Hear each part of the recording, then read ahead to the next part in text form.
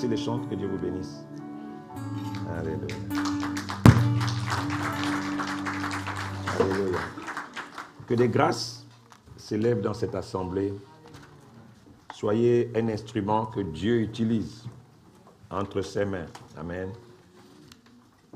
N'ayez pas peur lorsque le Seigneur vous dit des choses. N'ayez pas peur de parler. Alléluia. Maintenant, Dieu parle pour bénir son assemblée. Amen. Dieu ne parle pas pour nous faire peur. Vous savez, il y a des gens qui voient Dieu toujours dans des trucs compliqués.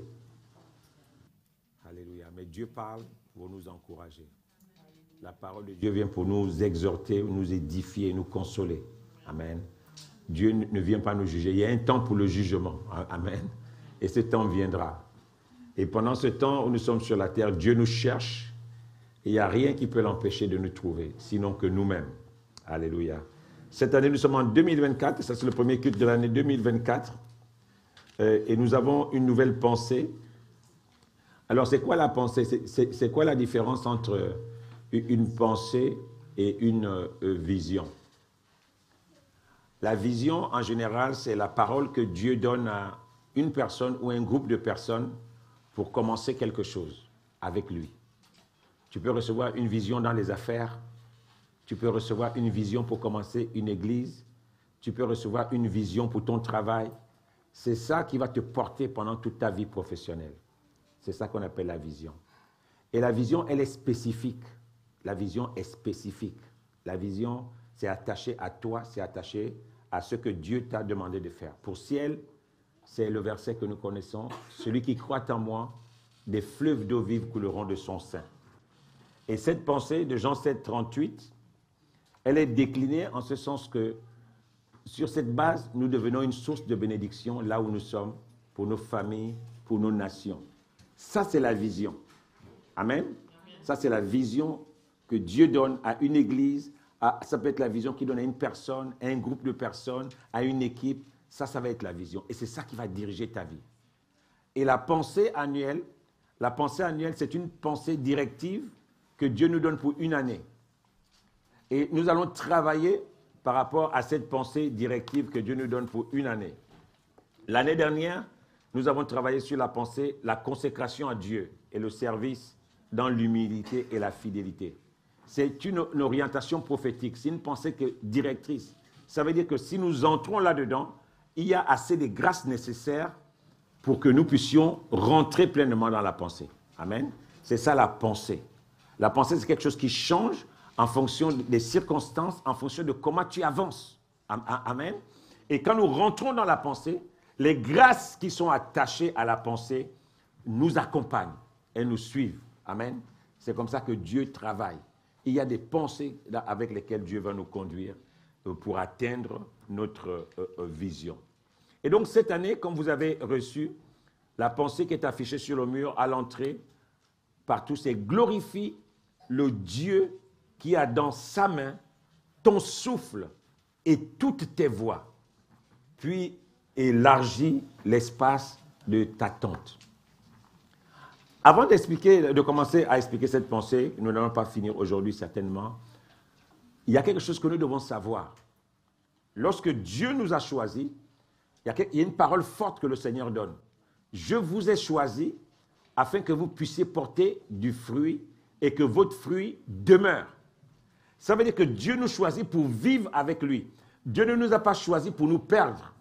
C'est pour ça que je vous disais tout à l'heure qu'il faut souvent sortir des attitudes de jugement. Parce que tant que nous sommes sur la terre, Dieu fera tout pour te ramener à lui. Il n'y a que la mort qui va être la première forme de jugement. C'est elle qui va faire sonner le glas. Mais tant que nous sommes sur la terre, Dieu va tout faire, mettre en place des processus, des mécanismes pour nous attirer à lui, pour nous garder avec lui. Parce que Dieu veut vivre avec lui. Il nous a créés pour vivre avec lui. Dieu nous a créés pour vivre avec lui. N'oubliez pas ça. Il crée Adam et Ève, ils sont dans le jardin et là, Dieu veut développer une relation avec eux. Sauf qu'il y a un faux pas qui se passe dans le jardin. L'homme et la femme pêchent et ils sont séparés de la présence de Dieu. La Bible dit que Dieu a tant aimé le monde qu'il envoie son Fils pour les racheter. parce qu'ils étaient perdus. Et Dieu envoie son Fils pour les racheter. Au travers de ce rachat, nous rentrons à nouveau dans une nouvelle alliance avec lui. Parce que Dieu, son but, il ne nous a pas créés pour nous laisser vivre dans la nature, pour nous laisser faire ce qu'on veut. Il nous a créés pour d'abord vivre avec lui. Amen. Et tout ce qui est fait sur la terre, ça doit concourir à notre bien. C'est très, très important, bien-aimé. Et Dieu veut nous garder avec lui. C'est son programme, c'est son plan. Et à chaque fois qu'on va s'éloigner de Dieu, qu'est-ce que Dieu va faire? Il va soit nous rappeler à lui par sa parole, il va soit nous corriger pour nous remettre dans les voies. Des fois, Dieu va être dur. Pourquoi? Parce qu'il ne veut pas nous perdre. Parce qu'il veut nous avoir avec lui dans sa maison. Quelquefois, il va nous faire passer par un chemin de pleurs et de larmes pour qu'on comprenne que la voie dans laquelle tu te trouves, ce n'est pas là que Dieu te veut. Alléluia. Ce n'est pas là que Dieu te veut. Et aujourd'hui, nous parlons dans cette nouvelle pensée de glorifier Dieu. Glorifier Dieu, ça va être une attitude de cœur, une attitude de reconnaissance continuelle vis-à-vis de Dieu.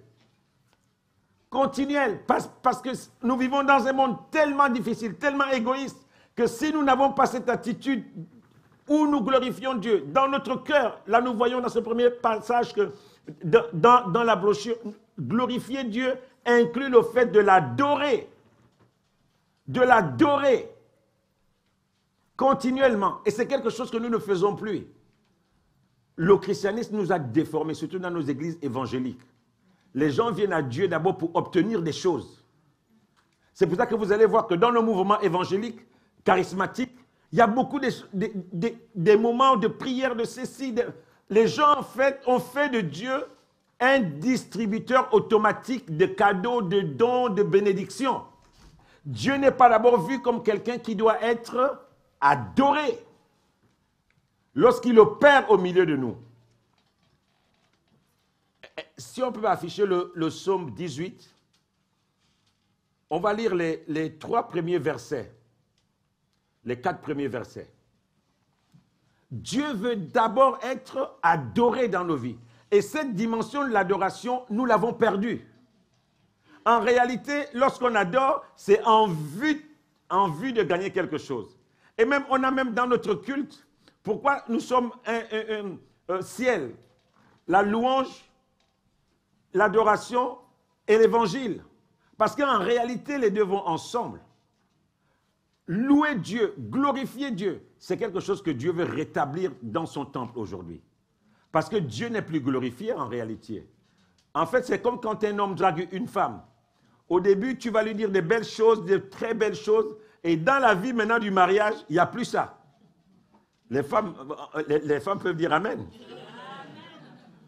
L'homme au début, c'est le plus doux, le plus gentil. Même si moi je crois que plus on avance dans la relation, plus on doit être amoureux. Moi je suis plus amoureux de ma femme aujourd'hui qu'avant. Amen. Plus on avance dans la relation, plus vous vous connaissez, plus l'amour doit grandir. Mais nous, qu'est-ce que nous faisons avec le Seigneur aujourd'hui? On fait un peu du baratin. Quand on arrive devant Dieu, on lève les mains, on crie, on se roule par terre. Mais dès qu'on est sorti là, je n'ai pas envie de dire un mot qui n'est pas sain en ce moment. Dès qu'on sort, c'est comme si on reprend nos vieux habits et puis on remarche avec. On a utilisé l'adoration comme un objet pour arriver à Dieu. Et lorsqu'on a atteint Dieu, eh bien, on baisse la garde.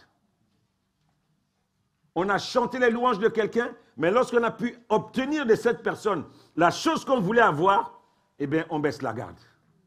C'est pour ça que je parle de l'homme et la femme. Au début, quand un homme veut une femme, tu es la plus belle. Il va tout apprécier en toi. Même un truc qui est, il va te dire, mais ça c'est très beau, hein. Ça c'est ceci. Il va tellement mettre les formes, le truc, et il va tellement glorifier tout ce que tu fais. Et c'est comme ça que les chrétiens, nous sommes devenus avec Dieu. Quand on veut quelque chose de Dieu, nous allons avoir l'attitude qu'il faut. L'attitude, le comportement, les mimiques, les gestes qu'il faut pour obtenir la chose. Mais l'adoration, le fait de glorifier Dieu, dans l'adoration, ça doit être quelque chose de continuel. Dans tout ce que Dieu fait. Même lorsque je passe par un moment difficile, je dois savoir qui il est. Glorifie Dieu, le Dieu qui a dans sa main ton souffle et toutes tes voies. Glorifie-le. Il a dans sa main ton souffle et toutes tes voies. Ce n'est pas quelqu'un avec qui nous allons rentrer dans une attitude où on prend des formes et des attitudes pendant un temps. Ça va être quelque chose de continuel. Je vais lire ce passage. Je vais le lire dans ma version. Vous savez, je me suis offert cette nouvelle Bible. Je me suis fait un cadeau et je vais la lire dans cette version. Amen. Comme vous savez que chaque année, je m'offre une Bible. Amen. Et elle est un peu particulière. Et je vais la lire dans cette version pour vous encourager peut-être à l'acheter. Mais je peux vous avertir, elle coûte très, très cher. Amen. C'est pour ça que je dis c'est un cadeau que vous vous faites. Alléluia. Pour le chef de chœur de David, serviteur d'Adonai, qui adressa les paroles de ce cantique à Adonai, le jour où Adonai le délivra du pouvoir de ses ennemis, y compris du pouvoir de Shaoul. Pour lui, c'est de quoi je parle. Il dit, « Je t'aime, Adonai, ma force. Adonai est mon rocher, ma forteresse et mon libérateur. Mon Dieu, mon rocher en qui je me confie. Mon bouclier, la puissance qui me délivre. Ma forteresse. J'invoque Adonai qui est digne de louange et je suis délivré de mes ennemis. » Alléluia. Il glorifie Dieu. Il glorifie Dieu au travers de la louange. Il loue Dieu. Il vit avec ça. C'est un style de vie, c'est un comportement. Et là, c'est David. Nous savons que David a été un des grands chantres que le monde chrétien ait connu. Il loue Dieu. Ce n'est pas quelque chose qui est faux. C'est quelque chose qui vient du fond du cœur. La Bible dit qu'il le fait dans une occasion particulière. Après que Dieu l'ait délivré de Shaoul. C'est là qu'il le fait. Il dit non Seigneur, je veux te replacer dans ma vie. Je veux te redonner ma place. Alléluia. Et ça, c'est quelque chose que Dieu veut restaurer cette année dans cette église ciel. L'adorer dans la prière, dans la louange, par la musique, par le chant. C'est quelque chose, Dieu veut rétablir cette dimension de la louange dans nos vies. La louange n'est pas un moment qui nous prépare pour la prédication. Et c'est comme ça qu'on tourne dans nos églises et tout est faux. Parce qu'on sait qu'on vit au culte, on va d'abord louer, après la louange, c'est la prédication, après la prédication, c'est les offrandes. Si on inverse ça, tout le monde est perdu. On a même constaté, moi j'ai constaté que quand on fait le culte de louange, c'est là qu'on a le plus de personnes qui sèchent le culte. Parce que pour eux, bon, un culte de louange, c'est pas vraiment... On veut quand même un peu la parole. Mais la parole est dans la louange. La parole est dans la louange. Alléluia. La parole est dans ta bouche. Tout à l'heure, j'ai demandé si quelqu'un a une parole, qui la libère. Mais la parole qui sort de toi, c'est quoi? C'est la parole qui t'a porté toute la semaine. Que tu veux partager aux autres.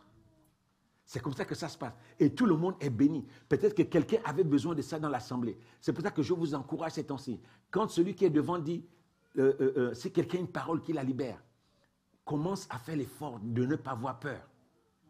Alléluia.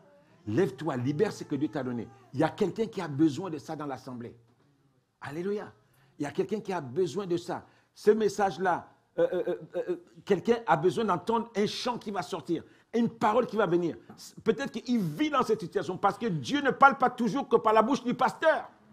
Dieu peut parler par la bouche de quelqu'un dans l'assemblée qui va dire quelque chose et qui va faire du bien à quelqu'un. Alléluia. Et cette année, nous devons restaurer cette dimension de la louange, d'apprendre à le glorifier au travers du chant, au travers des instruments, au travers de tout ce que j'ai dans la main. Il y a des fois où vous voyez quelqu'un, il est en train de marcher, il parle tout seul, il est en train de chanter. Dieu veut rétablir ça, parce que ça déplace des puissances, ça déplace des forteresses. Comme quelqu'un disait, la louange est une puissance qui libère. Alléluia. Parce que lorsque tu loues, tu es dans la joie, ton attitude de cœur est différente. Et tu replaces Dieu au centre. Glorifier le nom de Dieu, c'est rendre à Dieu ce qui est à Dieu. Et à César ce qui est à César. C'est ça le principe du Shabbat. Le principe du Shabbat, c'est quoi? C'est le temps où Dieu veut être avec toi, dans ton repos. C'est le temps où Dieu veut être avec toi, dans ton repos. Glorifier Dieu, c'est cela. C'est prendre du temps avec Dieu. Vous savez, aujourd'hui, nous vivons une vie où plus personne ne prend le temps. Tu as donné 5 jours de travail à ta société.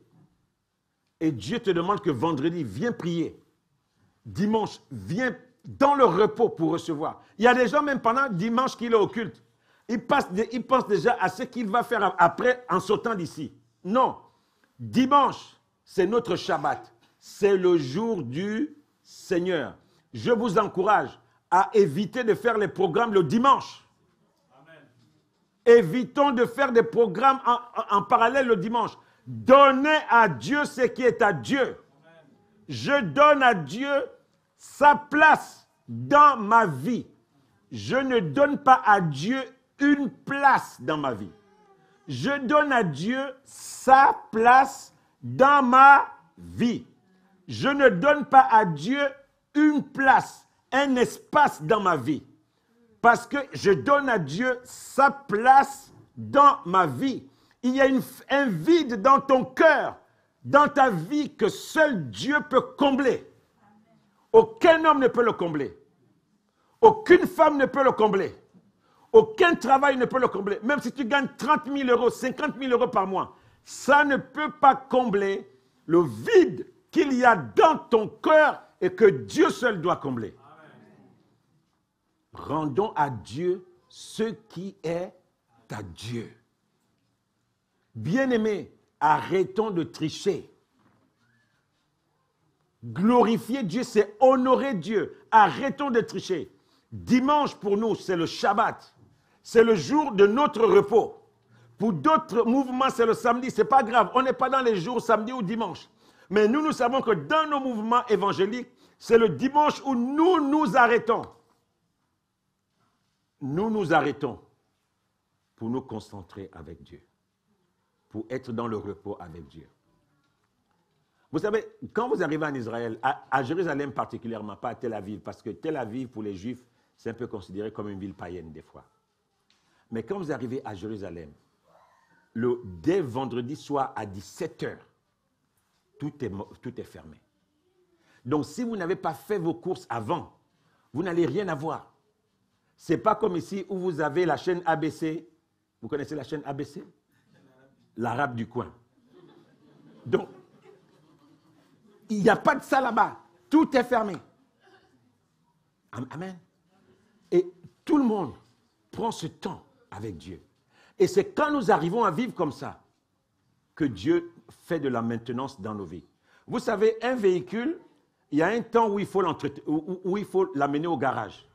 Mais comment nous, les chrétiens, nous tournons?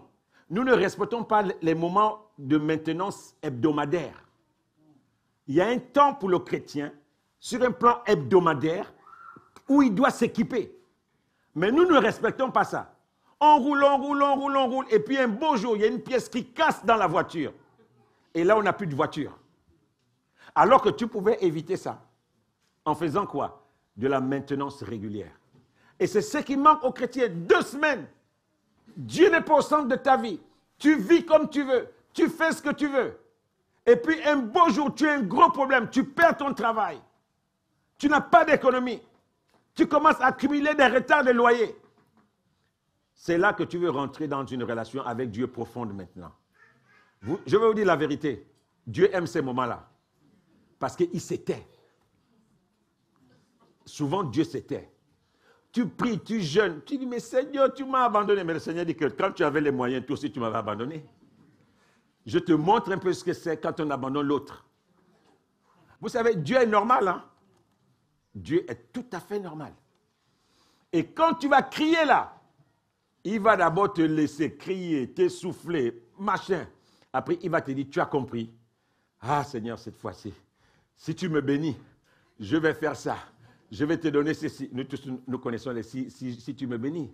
Seigneur, le jour que tu vas me donner 2000 euros de salaire, tu vas voir de quel bois je me chauffe. Les 2000 euros viennent. Tu ne te chauffes pas. Ah, tu dis, Seigneur, le jour que tu vas me donner 2500 euros de salaire, tu vas voir de quel bois je me chauffe. Dieu te donne ça. Le jour que tu me donnerais une femme et une voiture, Seigneur, je vais te servir. Dieu te donne une belle femme, une belle voiture, des beaux enfants. Tu ne te chauffes toujours pas. Ah, Seigneur.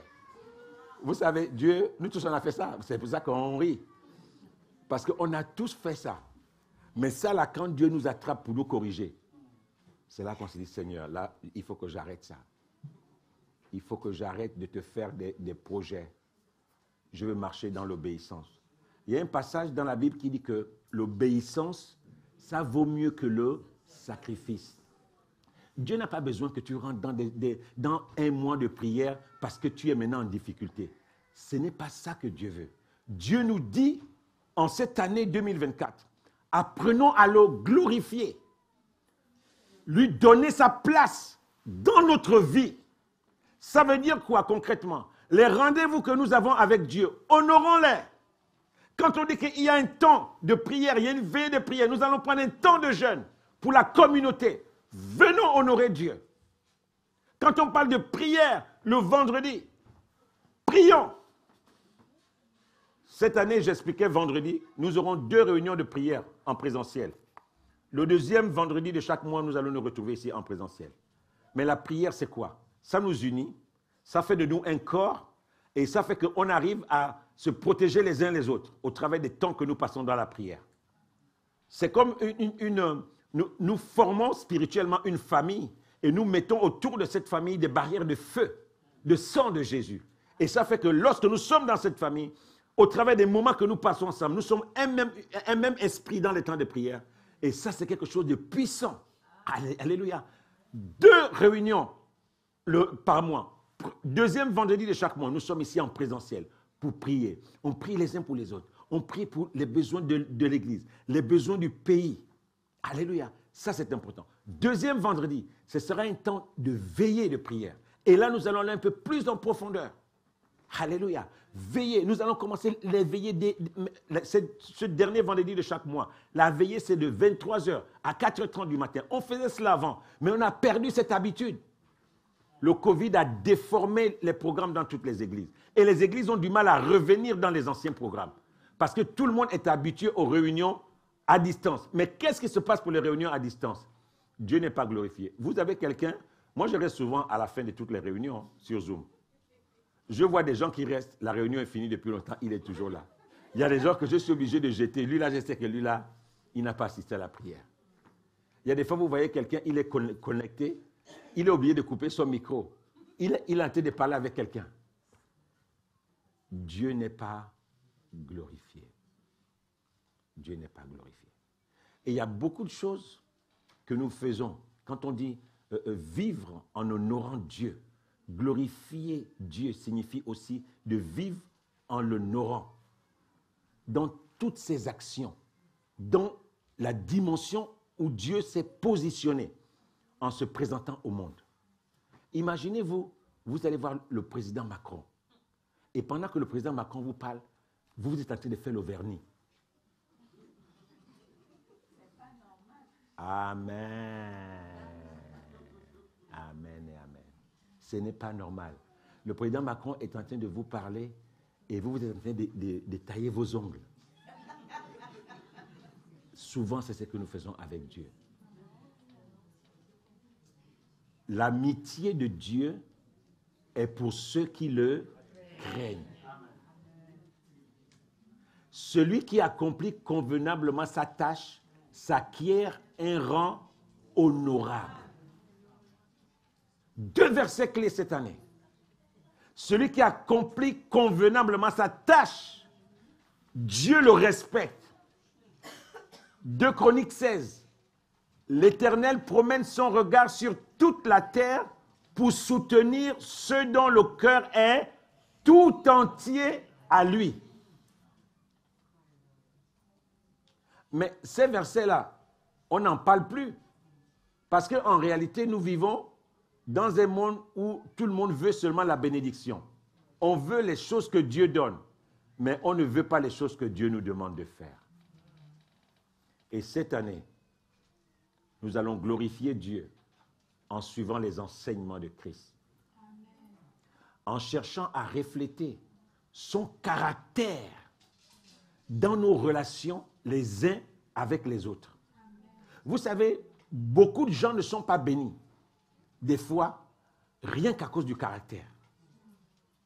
Dieu sait que si tu ouvres cette porte, tu vas aller tout casser là-bas. Il préfère d'abord te former dans le secret. Tu vas prendre les coups, des trucs. Vous savez, quand tu fais la boxe et que tu es un sparring partner, des fois, c'est des vrais coups. Hein. Ce n'est pas simplement le fait que toi, le boxeur, tu tapes sur des éponges. Hein. Des fois, le partenaire, il donne aussi un coup. Et Dieu, des fois, il va te garder comme ça dans les starting blocks avec lui pour te faire prendre les coups. Mais sauf que les chrétiens ne veulent plus les coups. Tout le monde veut la gloire. Tout le monde veut la gloire. Tout le monde veut être visible. Personne ne veut plus travailler dans l'ombre. Personne ne veut plus travailler dans l'ombre. Personne ne connaît plus la vie secrète de l'ombre où j'apprends à glorifier Dieu dans les petites choses. Si vous n'êtes pas fidèle dans les petites choses, comment voulez-vous que Dieu vous confie des grandes choses? Plus personne ne veut travailler dans l'ombre. Et ça passe par le fait de glorifier Dieu, lui redonner sa place dans nos vies, reconnaître qui il est et le positionner en conséquence dans nos vies. Alléluia. Il est mon rocher. Il est ma forteresse. Dieu est tellement devenu notre pote que nous sommes rentrés dans une familiarité avec Dieu. Que c'est une familiarité qui frise même le manque de respect. Seigneur, maintenant, je t'introduis dans mon programme. Comment tu vas introduire Dieu dans ton programme? C'est toi qui dois rentrer dans le programme de Dieu. On entend des prières, des fois, ça vous fait peur. Seigneur, maintenant nous t'introduisons dans nos programmes, nous t'appelons, viens rentrer dans notre affaire. C'est toi qui rentres dans les affaires de Dieu et pas l'inverse. Alléluia. C'est toi qui rentres dans les affaires de Dieu et pas l'inverse. Honorer Dieu, suivre les enseignements de Dieu, chercher à refléter le caractère de Christ. Le caractère de Christ. Et ça, c'est souvent un gros travail souvent que nous avons, parce que chacun de nous venons dans le monde avec des blessures et le travail du caractère. Vous savez, j'écoutais un homme de Dieu qui s'appelle Robert Liardon, et il avait prêché un message sur les généraux de Dieu. Vous allez certainement le retrouver sur YouTube. Et il parle en fait de certains grands serviteurs de Dieu qu'il y a eu dans l'histoire du 19e, 20e siècle, ceux qui ont échoué. Et la conclusion qu'il fait, il dit, ce qui a fait qu'ils échouent, ce n'était pas le don. Ce n'est pas le don qui a fait qu'ils échouent. C'est le caractère. Ils n'ont pas appris à travailler le caractère. Et tous les hommes de Dieu qu'il cite, il parle d'un homme de Dieu qui avait un don de guérison. Il dit que cet homme de Dieu est mort sur une chaise roulante. Et pendant qu'il était sur la chaise roulante, le don était toujours fonctionnel.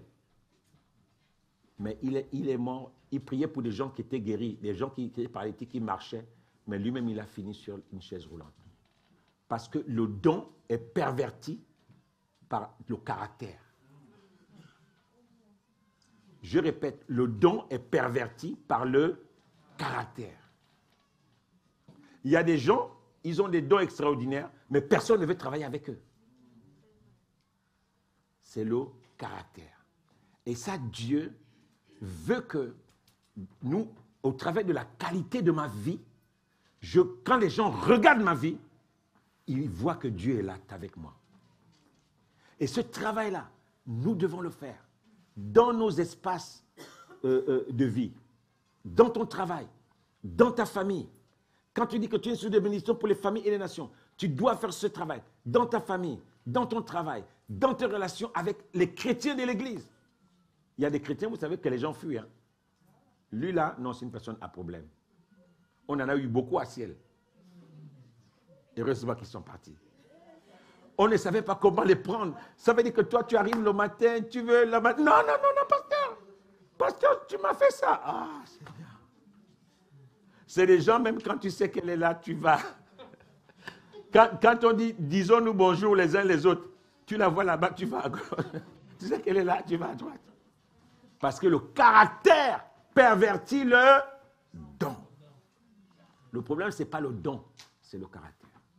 Et ça, nous allons travailler ça cette année. Refléter le caractère de Christ dans ma relation avec les autres. C'est ça, glorifier Dieu. Ça veut dire que je dis à Dieu que ce que tu as fait dans ma vie au travers du Christ, je le reconnais.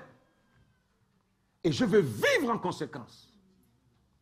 Je refuse de vivre une vie que l'étiquette que le diable a collée sur ma vie. Je refuse cela. Et je me positionne comme étant quelqu'un, Seigneur, qui a été racheté par ton sang. La Bible dit le cas de Moïse. J'aime bien ce texte. Moïse était beau aux yeux de Dieu. Et il y a des gens, des fois, vous avez la conviction que vous êtes beau aux yeux de Dieu. Cette beauté, distribuez-la, donnez-la. Ce n'est pas pour draguer les femmes. Les femmes, ce n'est pas pour draguer les hommes. Mais c'est quelque chose que Dieu vous donne pour que vous soyez un objet de paix, un objet de réconciliation. Vous savez pourquoi beaucoup de publicités, ce sont les femmes qu'on met en avant? Parce qu'elles attirent les hommes. Et ce sont les publicités qui sont faites pour attirer les gens. Et il y a des grâces que Dieu donne à certaines personnes pour attirer du monde, pour que vous les ameniez à Dieu. Il y a des grâces comme ça. Et cette année, nous allons travailler par rapport à ça. On va continuer dimanche prochain, mais nous allons travailler par rapport à ça. Chacun de nous, tu dois redonner à Dieu sa place dans ta vie. Alléluia. Comme je disais, je donne à Dieu sa place dans ma vie. Je ne lui donne pas une place. Ce n'est pas moi qui lui donne une place. Je lui donne sa place dans ma vie. Et je la lui donne pleinement. C'est pour ça que on parle d'élargir l'espace de ma tente. Il y a des gens, vous savez que Dieu veut prendre 50% de votre vie. Ça, vous le savez au fond de vous. Parce que quand vous êtes à 30%, vous savez que vous êtes à bas régime. Tout le monde sait là où Dieu l'attend. Tout le monde sait. Il y a des gens, ils savent que sa relation avec Dieu, ce n'est pas 10%, c'est 20%. D'autres savent qu'ils sont à 30%. D'autres savent qu'ils sont à 40%. Ça veut dire que quand il a donné à Dieu 40%, s'il est à 50%, il sait qu'il n'a rien fait.